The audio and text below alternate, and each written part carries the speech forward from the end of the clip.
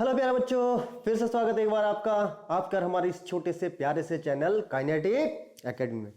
तो बेटा आज हमारे पास एक बहुत ही इंपॉर्टेंट क्वेश्चंस। तो आप जैसे कि आप देख रहे होंगे ऊपर लिखा हुआ है रामानुजन स्क्वायर, रामानुजन वर्ग। तो रामानुजन का नाम मैं ये समझता हूं कि शायद हर कोई भारतवासी जानता होगा, ठीक। और हमें फक्र भी होना चाहिए कि रामानुजन जैसे महान गणितज्ञ का जन्म हमारे देश में हुआ था, है ना। कोई भी ऐसा आज तक गणितज्ञ नहीं हो पाया जो रामानुजन से कभी आगे निकल पाया, ठीक है। बहुत कम उम्र में, ठीक, बहुत कम उम्र में उन्होंने वो मुकाम हासिल किया जो देश के कोई भी बड़े बड़े गणितज्ञ हासिल नहीं कर पाए। तो आज हम उनके ऊपर आज उनके इसकी स्क्वायर के ऊपर चर्चा करेंगे, ठीक है बेटा। उससे पहले जरा मैं रामानुजन को बता दूं कि रामानुजन कौन थे और क्या क्या उनकी अद्भुत शक्तियां थी, है ना। मुझे लगता है बहुत सारे बच्चों को शायद अभी पता भी नहीं होगा कि रामानुजन कौन थे। जो बच्चे गणित वाले हैं वो तो शायद मुझे लगता है सभी जानते होंगे। तो बेटा सन 1887 की बात है। दक्षिण के एक यानी कि साउथ के एक छोटे से गरीब ब्राह्मण परिवार में रामानुजन का जन्म हुआ था, ठीक है। तो परिवार की आर्थिक स्थिति बहुत खराब थी। गांव के किसी प्राइमरी स्कूल, जिन स्कूलों में जैसे गांव में स्कूल होते हैं उन्हीं में पढ़ लिख के वो बड़े हुए। तो उनकी शक्तियां अद्भुत थी। शक्तियां अद्भुत का मतलब गणित में उनको जो है वो महारत मैं उसे महारत नहीं कहूंगा, मैं उसे क्या कहूंगा, एक दिव्य शक्ति कहूंगा उनकी। क्योंकि महारत का मतलब ये होता है जैसे रामानुजन से जैसे अगर कंपेयर करें बहुत बड़े गणितज्ञों की, बहुत जो देश के महान गणितज्ञ रहे हैं, जो विदेशों के महान गणितज्ञ रहे हैं, तो जैसे आप किसी क्वेश्चन को देखोगे आप उसके ऊपर थोड़ा अपना दिमाग बुद्धि का इस्तेमाल तो करोगे ही करोगे, है ना। थोड़ा बहुत सोचने के लिए बुद्धि, जब जहां पे बुद्धि का काम होता है वहां थोड़ा बहुत तो सोचेगी, विचारेगी, उसके ऊपर विश्लेषण करेगी, सही है गलत है, तब जाके अपना उत्तर जो है प्रस्तुत करेंगे। इतना टाइम तो लगता ही है ना भाई, सोचेंगे विचारेंगे। लेकिन रामानुजन के साथ ऐसा नहीं था। रामानुजन के साथ ऐसा नहीं था। रामानुजन के सामने जैसे ही क्वेश्चन आता था तो क्वेश्चन और आंसर के बीच में कोई भी गैप देखने को नहीं मिलता था। जैसे ही क्वेश्चन वहां पे लिखा है टीचर ने सामने बोर्ड पे, जैसे ही क्वेश्चन सामने टीचर ने बोर्ड पे लिखा है, सेकंड का भी टाइम नहीं लगता था, रामानुजन उसका आंसर बता देते थे। रामानुजन ये कहते हैं, मैं अभी पिक्चर पे, कहानियों पे जो आजकल नाटक बनते हैं, आजकल पिक्चरें बनती है उनके ऊपर, मैं उनके ऊपर नहीं जाना चाहता, ना मैं कभी देखता हूं उन चीजों को, ठीक है। लेकिन जितना मैंने अपने गुरुजी से सीखा है, तो रामानुजन जो है मेरे हिसाब से मैट्रिक फेल थे, 10वीं फेल थे, ठीक है। और विषय में वो बिल्कुल सामान्य थे, जैसे एवरेज स्टूडेंट एक होता है। लेकिन गणित में केवल गणित की बात है उनकी। गणित में जैसे मैंने आपको बताया, चाहे कैसा भी क्वेश्चन होता, क्वेश्चन यदि बोर्ड पे लिखा, उसका आंसर बिल्कुल विदिन 1 सेकेंड, कोई भी गैप नहीं रहता था। जब रामानुजन क्या किया, मैट्रिक फेल होने के बाद उन्होंने शायद एक क्लर्क की नौकरी की। क्लर्क की नौकरी के बाद फिर क्या हुआ कि जो उनके साथ के जो स्टाफ के लोग थे, जब उन्होंने गणित में उनकी इस महारत को देखा तो वो बिल्कुल आश्चर्यचकित थे।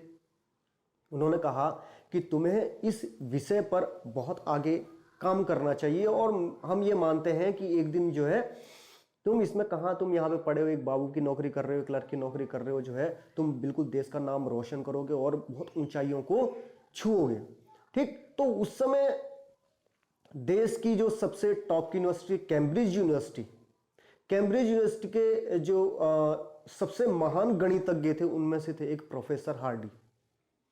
तो किसी ने उनको सजेस्ट किया कि आप उनसे कांटेक्ट करो प्रोफेसर हार्डी से। रामानुजन घर आए, शाम को रात भर सोचते रहे, क्या लिखूं। प्रोफेसर हार्डी को लेटर लिख रहा हूं, किस भाषा में लेटर लिखूं, क्या लिखूं, समझ नहीं पाएंगे, कहीं वो मेरी बातों पे हंसेंगे, क्या करेंगे। उनके समझ में कुछ नहीं आया। उन्होंने कई सारे लेटर लिखे, फाड़े। अंत में उन्होंने क्या किया कि ज्योमेट्री की 150 परमें लिख के केवल प्रोफेसर हार्डी को भेज दी। और उन्होंने कुछ नहीं लिखा, कोई सेवा में श्रीमान, कोई टू द रिस्पेक्टेड सर, कुछ भी नहीं। ज्यामिति की 150 परमें लिखी और प्रोफेसर हार्डी को भेज दी। प्रोफेसर हार्डी ने जब देखा ज्यामिति की 150 परमें, तो प्रोफेसर हार्डी आश्चर्यचकित रह गए। उन्होंने देखा ये 150 परमें, इसमें से तो बहुत सारी ऐसी है जो मेरे को भी नहीं आती है। तुरंत उन्होंने रामानुजन को बुलाया। तो तुरंत उन्होंने रामानुजन को अपने पास बुलाया, जो भी लेटर भेजा, जो भी उनका किराया खर्चा के लिए जो भी टिकट दिया होगा, जैसे वैसे भी उनको अपने पास बुलाया। और फिर जो है काफी उनके बीच चर्चाएं हुई, तो उन्होंने देखा कि रामानुजन जो गणित में जो उनकी महारत है वो भी आश्चर्यचकित है, जबकि वर्ल्ड के बेस्ट थे उस समय प्रोफेसर हार्डी गणितज्ञ, तो वो भी अपने आप को रामानुजन के आगे बच्चा समझने लगे। तो ऐसी थी रामानुजन की शक्तियां बच्चों, क्योंकि रामानुजन जिस सवाल को कहते हैं बहुत बड़े गणितज्ञ, जिस सवाल को करने के लिए 6 घंटे लगाते थे, 6 घंटे लगाते थे, फिर उसको ये सोचने में, उसमें तर्क, फिर अब वो अपना तर्क द्वारा उत्तर देखते थे कि ये उत्तर सही भी है गलत भी है, उसकी भी जांच करते थे। कोई किताब में कोई किसी भी आंसर को लिखना, किसी भी क्वेश्चन को लिखना ऐसे थोड़ी कि क्वेश्चन बनाया फट से लिख दिया, उसको कई बार वो देखते थे कि इसका आंसर सही आ रहा है नहीं आ रहा है। लेकिन रामानुजन के साथ ये नहीं था, ठीक है। तो कहते हैं रामानुजन के ऊपर किसी भी ईश्वरीय शक्ति का हाथ था वो, क्योंकि वो कभी भी उनको ना कभी चेक करने की जरूरत पड़ती थी ना कुछ भी, केवल क्वेश्चन लिखा और तुरंत उसका आंसर। ऐसे थे रामानुजन। और हमें फक्र है बहुत छोटी सी उम्र में, 36 साल की उम्र में वो टीबी रोग उनको हो गया था और वो खत्म हो गए थे। वैसे ये एक इतिहास है, ये एक प्राकृतिक सत्य है कि जितने भी ऐसे दिव्य पुरुष हुए हैं वो कभी ज्यादा देर तक जीवित नहीं रहते। जैसे स्वामी विवेकानंद है, महात्मा बुद्ध हो गए, महावीर स्वामी हो गए, और अगर हम क्रिश्चियन की बात करें, ईसा मसीह हो गए जो भगवान मानते हैं उन्हें, ठीक है। बहुत सारे ऐसे लोगों के, बहुत सारे ऐसे गुरुओं के उदाहरण हैं जो दिव्य पुरुष हुए और लेकिन आदि गुरु शंकराचार्य थे, तो ये लोग ज्यादा देर तक ये जीवित नहीं रहते। ऐसा हमारा इतिहास है, ठीक है। मैंने कोई सिद्धि प्राप्त नहीं की है कि मैं अपने सिद्धि द्वारा कह रहा हूँ, जो हमने देखा है, जो इनके बारे में पढ़ा है उस अकॉर्डिंग में कह रहा हूँ। चलो ठीक है, वो एक अलग बात थी। हम क्वेश्चन की कर रहे थे रामानुजन स्क्वायर की। तो बेटा रामानुजन ने जो स्क्वायर बनाया है ये है 22 12 18 87, इसको जोड़कर आ रहा है 139। कितना आ रहा है? 139, 139। इसके हर रो को, रो क्या होती है बेटा? ये है, ये रो है, ये रो है, ठीक है। ये क्या है? R1 हो गया, R2, ये R3 है, यानी कि रो यानी कि पंक्ति, ये R4। रो और कॉलम में ये डिफरेंस है, रो ऐसे में है, कॉलम, अरे कॉलम यार, घर, तुम कॉलम ये देखो ना कि घर में मान लिया तुम घर बना रहे हो, कॉलम लगे रहे, यहां कॉलम पड़ेगा, है ना। तो कॉलम क्या हो गया? ये ऐसे में, यानी कि C1 कॉलम हो गया, ये C2 हो गया, ये C3 हो गया, ये C4 हो गया। 4 रो है, 4 कॉलम है इसमें। प्रत्येक रो और प्रत्येक कॉलम का जो आंसर आ रहा है जोड़ करके वो कितना आ रहा है? 139 आ रहा है। ये मैंने नहीं बनाया है, ये रामानुजन साहब ने बनाया, ठीक है। इस कॉलम को पर सबको जोड़ के देख लेना, अपने आप ही तुम जोड़ के देख लेना, सबका आंसर कितना आ रहा होगा? 139 आ रहा होगा, 139। सबको जोड़कर कितना आ रहा है बेटा? 139 आ रहा है सबको जोड़कर। अगर हम इस स्क्वायर को भी जोड़ के देखें, अगर हम इनको भी जोड़ के देखें, ये वाला स्क्वायर को भी यदि हम जोड़ के देखें तो इनका आंसर भी कितना आ रहा है? 139 आ रहा है।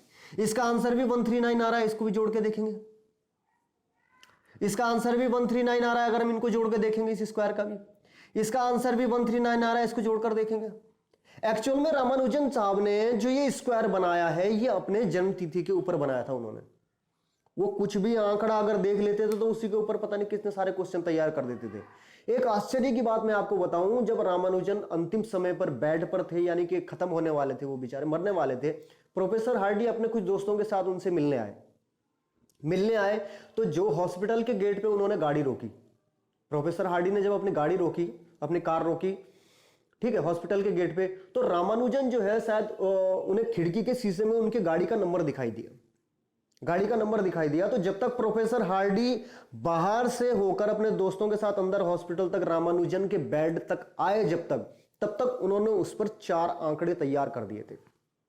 उस गाड़ी के नंबर पर 4 आंकड़े तैयार कर दिए थे। प्रोफेसर हार्डी से उन्होंने बताया कि आपकी गाड़ी का नंबर अद्भुत है, ऐसा संयोग नंबरों का मैंने पहले नहीं देखा है, ठीक है। और ये 4 आंकड़े उन्होंने कहा कि ये 4 आंकड़े आपके इस गाड़ी के नंबर के ऊपर मैंने बनाए हैं। उनमें से 3 आंकड़ों को सॉल्व करने के लिए 3 आंकड़ों को सॉल्व करने के लिए रामानुजन तो खत्म हो गए। रामानुजन के खत्म होने के बाद उन 3 आंकड़ों को, 4 आंकड़े थे, उनमें से 3 आंकड़ों को सॉल्व करने के लिए प्रोफेसर हार्डी को 6 महीने लग गए।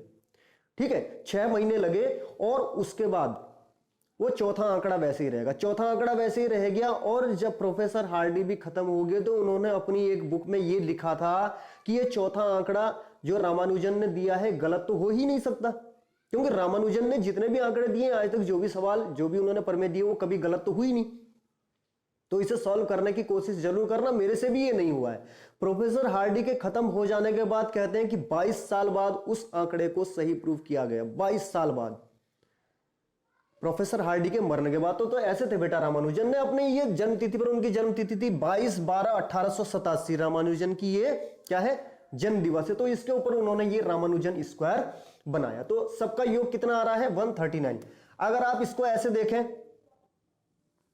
अगर आप इसको ऐसे देखें, ये वाला यानी कि विकर्ण बोलते हैं इसे, है ना, वर्ग का विकर्ण बोलते हैं, इन सबको जोड़कर भी कितना आएगा, 139 आएगा।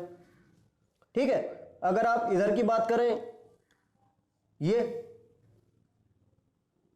भी क्या है, वर्ग का विकर्ण, इनको जोड़कर भी कितना आएगा, 139 आ रहा है जोड़कर।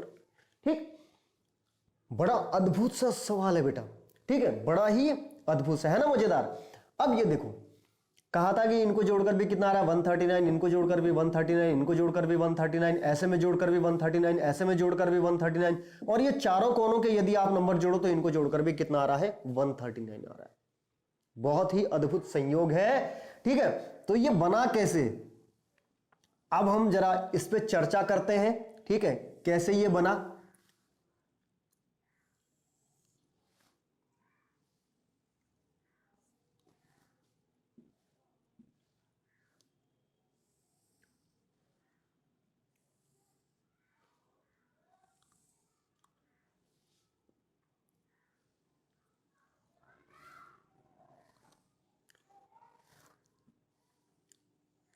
यहां एक बार स्क्रीन पे देख लेते हैं, एक बार दिखाई दे रहा है, नहीं दिखाई दे रहा कैमरे में, हाँ बिल्कुल साफ दिखाई दे रहा है। ठीक है, यस बिल्कुल साफ दिखाई दे रहा है। तो बेटा इसके लिए मान लिया तुम्हारी जन्म तिथि में यहां पे मान लूं कि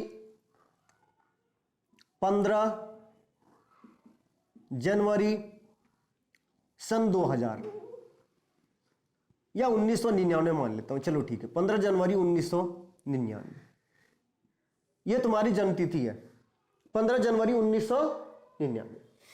इसको क्या कर दो, अब 4 भागों में बांट दो, 1 2 3 4, यानी कि इसे तुम P मान लो, इसे Q मान लो, इसे R मान लो और इसे S मान लो। ठीक है, आई बात समझ में। तो अब हम जो है इसको किस प्रकार लिखते हैं, किस प्रकार हम इसको लिखते हैं, ये देखो, PQRS मान लिया हमने इसे, PQRS। ये तुम्हें यहां से दिखाई दे रहा है साफ या नहीं दिखाई दे रहा है, साफ दिखाई दे रहा है, नहीं दिखाई दे रहा है, हाँ साफ दिखाई दे रहा है। ये 1999 में बेटा थोड़ा सा गैप रखना बीच में।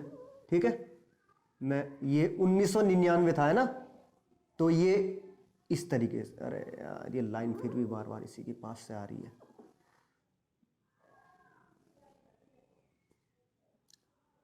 अब क्लियर हो गया, 1999, यानी कि 15 को हमने P माना है, 01 को जनवरी को पूरे को हमने Q माना है, 1900 को R माना है और 99 को हमने क्या मान दिया, S मान दिया। किस प्रकार से ये सेट किया गया है वो आपको यहां पे समझाया जा रहा है कि ये इस प्रकार से सेट किया गया, PQRS। अब इसको इधर में लिख दो, रिवर्स में लिख दो, S सबसे पहले लिखो, S फिर R फिर Q फिर लिखो आपका P। ठीक है, अब ये देखो, इस P को यहां लिखो, ये वाला नंबर यहां आएगा P, इस Q को यहां लिखो, इस R को यहां लिखो और इस S को यहां लिखो। इतनी बात क्लियर हो गई, इतनी बात क्लियर हो गई। इसके बाद इस S को, पहले हमने फर्स्ट रो को लिखा ना ऐसे, P इधर लिख दिया, Q इधर लिख दिया, R इधर लिख दिया, S इधर लिखा। अब सेकंड रो को पकड़ो, सेकंड रो में भी बिल्कुल वैसे ही, फर्स्ट रो को हमने किस हिसाब से ऐसे लिखा, थर्ड रो में। अब सेकंड रो को किस में लिखो, फोर्थ में। S को यहां लिखेंगे, R को यहां लिखेंगे, ठीक, फिर P यहां पे आ जाएगा और एक Q यहां पे आ जाएगा। इतनी बात समझ में आ गई बेटा। अभी तुम सोचोगे कि सर यहां पे आपने लिख तो दिया है, लेकिन यदि हम यहां पे बात करेंगे, इसको हम लिखेंगे 15/1/1999, ये ऐड करके तो सब जगह उतना ही बराबर आएगा, ऐड करके बराबर आएगा। लेकिन तुम सोचोगे सर यहां पे तो नंबर सेम नहीं है, आपने PQRS लिख दिया, P यहां पर है, यहां पर ये देखो यहां पे 22 है, ठीक। सेकंड नंबर पे जैसे P है, थर्ड नंबर पे कितना आ रहा है यहां पे, लेकिन यहां 23 आ रहा है, यहां 22 है, यहां 23 है, ये गड़बड़ क्या है?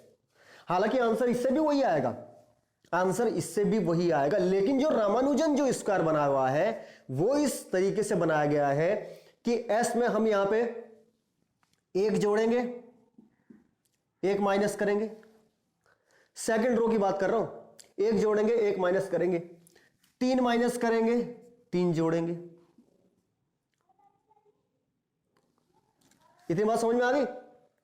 माइनस के 2, यहां 2 माइनस करेंगे, 2 प्लस करेंगे, 2 प्लस करेंगे 2 माइनस करेंगे।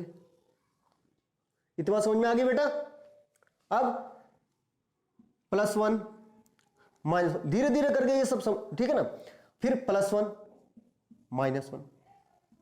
अब देखो यदि हम गणितीय रूप से इसे जोड़ें भी तो भी क्या होगा, +1 -1 खत्म हो गया, -3 से +3 खत्म हो गया, -2 से +2 खत्म हो गया, ठीक है, और +2 से फिर -2 खत्म हो गया, +1 से -1 खत्म हो गया, +1 से -1 खत्म हो गया, ये वापस वही के वही बच गया था। इसलिए ये ऐड करके तो हमारा वही आता, जो हम यहां पे देखो ऐड करके या इस तरीके से डायगोनली हम जोड़े या इनको ये जोड़े, बिल्कुल वही के वही आएगा अगर हम ये +-1 करें बिना। लेकिन फिर तुम ये सोचोगे कि सर इसमें तो नंबर रिपीट हो रहे हैं, सेम हो रहे हैं, इसमें नंबर ऐसा कुछ भी नहीं था कि रिपीट हुए नंबर, ठीक है, इसमें तो नंबर सारे क्या है, अलग अलग है, हमको तो इसी फॉर्म में चाहिए था। तो अगर आप ये +1 -1 लिखेंगे तो भी आंसर बिल्कुल इनके ऐड करके वही आंसर आएंगे, रो के भी और कॉलम के भी। अगर आप ये +-1 नहीं लगाएंगे तो भी इनके आंसर सेम आएंगे।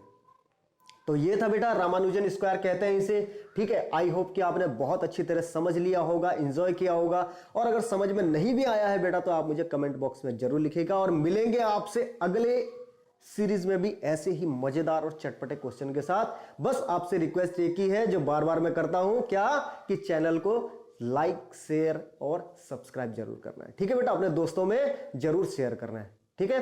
तब तक के लिए टेक केयर, बाय बाय।